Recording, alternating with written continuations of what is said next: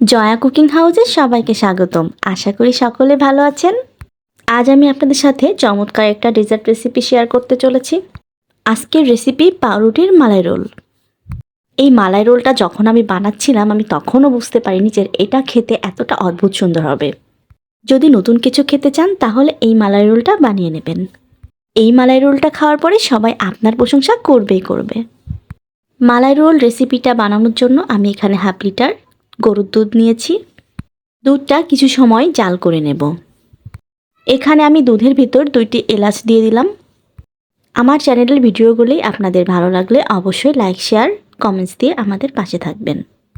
এই পর্যায়ে আমি দুধের ভেতরে অ্যাড করছি 3 চা চামচ চিনি। চিনিটা দুধের সাথে মিশিয়ে নেব। দুধে বলক আসলে দুধটা অবশ্যই লো হিটে রাখবেন, না হলে দুধটা পড়ে যাবে। এ পর্যায়ে আমি খুবই সামান্য একটু লবণ দিয়ে দিচ্ছি। ডেজার্ট আইটেমে সবসময় লবণটা কম দেওয়ার চেষ্টা করবেন, তাহলে স্বাদটা ভালো আসবে। এ পর্যায়ে আমি দুধের ভেতরে কিছু কিশমিশ অ্যাড করছি। দুধের মালাইটা ঘন করার জন্য আমি এখানে ভ্যানিলা ফ্লেভারের কাস্টার্ড পাউডার ব্যবহার করছি। আমি এখানে 3 চা চামচ কাস্টার্ড পাউডার ঠান্ডা পানিতে গুলে দুধের সাথে মিশিয়ে দিচ্ছি।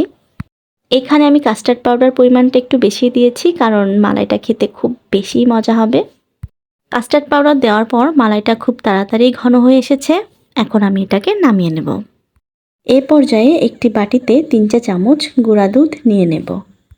এই গুঁড়া দুধ দিয়েই পাউরুটির ভেতরের পুরটা রেডি করতে হবে। দিয়ে দিচ্ছি 1 চা চামচ চিনি। দুধের মালাই আমি চিনি দিয়েছি, এই জন্য এখানে 1 চা চামচ চিনিতেই হয়ে যাবে। যে মালাইটা তৈরি করেছি তার থেকে 1 চামচ মালাই নিয়ে গুঁড়ো দুধের ভেতরে দিয়ে দিলাম। দুধ, চিনি আর মালাই দিয়ে একটা ডো তৈরি করব। পাউরুটির পুরটা রেডি হয়ে গিয়েছে, এখন আমি এটা একটি সাইডে রাখবো। পাউরুটির মালাই রোল করার জন্য এখানে আমি পাউরুটি নিয়েছি 6 পিস। পাউরুটিগুলো অবশ্যই টাটকা হতে হবে, না হলে মালাই রোল ভালো হবে না। তো এখন আমি পাউরুটির সাইডগুলোকে কেটে বাদ দিয়ে দিচ্ছি। পাউরুটির এই বাদ দেওয়া অংশটা আপনারা ব্রেড ক্রাম্বস হিসেবে ব্যবহার করতে পারবেন। একইভাবে আমি এখানে প্রত্যেকটি পাউরুটি কেটে নিয়েছি। এ পর্যায়ে আমি একটি বেলনি নিয়ে পাউরুটিগুলোকে কিছুটা চ্যাপ্টা করে বেলে নেব।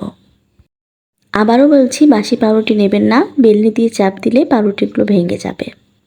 সবগুলো পাউরুটি আমি একই প্রসেসে বেলে নিয়েছি। এই পর্যায়ে পাউরুটির ভেতরে পুর ভরে রোল বানাতে হবে। দুধ, চিনি আর মালাই দিয়ে যে পুরটা আমি রেডি করেছিলাম সেটা কিছুটা নিলাম। হাতের সাহায্যে প্রেস করে করে একটু লম্বা শেপ করে নেব। দুধের মালাই পুরটা রুটির ভেতরে দিয়ে রুটিটাকে রোল করে নেব। পাউরুটির রোলটা একটু সাবধানে বানাবেন যেন পাউরুটিটা ভেঙে না যায়। তো একইভাবে আমি প্রত্যেকটি পাউরুটির রোল করে নেব। এখানে আমি 6 পিস পাউরুটির রোল বানিয়েছি। আগে থেকে যদি জানতাম এটা খেতে এতটা বেশি মজা হবে তাহলে আরেকটু বেশি করেই বানাতাম।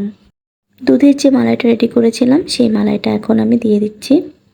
দুধের মালাইটা গরম গরম দেওয়া যাবে না, কিছুটা ঠান্ডা করে আমি এখানে দিয়েছি। এই পর্যায়ে আমি কিছুটা বাদাম উপর দিয়ে দিচ্ছি।